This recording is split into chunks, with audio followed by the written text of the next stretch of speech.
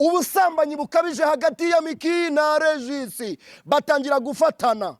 Umwe bamufatira mu gatenga yagiye gucemba. Icyo gihe Miki atangira kujya bura kuri seti akajya gusambana. Uyu mukobwa uyu Miki yavuze ko umuntu witwa Regis atarangiza ndetse uwitwa Regis anywa urumogi anywa inzoga bikine birimo.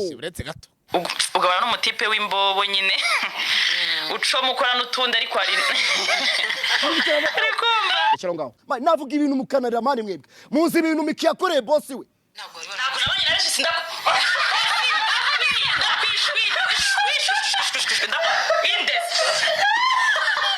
ntugafata umugabo wanjye mugeranye n'ibintu by'amafuti nabivuze mu kiganiro nawe yarabyivugiye ari igihe waramenyanye n'abantu banywa inzoga rimwe na rimwe bakaba banacoma cyangwa banywa amatabi uri kubyumva bikaba byatuma nawe hari we buriya uzatinya umuntu umumenyanye atanywa inzoga ikintu afite kimumara imbaraga nta nzoga aba yanyweye ngafite hango kurambira ibintu nka bitatu nyine wakundiye umugevuze inzoga ikintu cya mbere naganywa inzoga ikindi agira umutima mwiza bisobanuye yuko umuntu witwa Regis yahojejwe ku nkeke.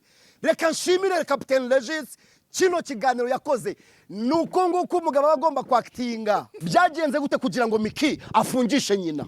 Ko mama yacuruzaga urumogi na kanyanga hari ukuntu umwana nawe akura avuga ati mama namwigana.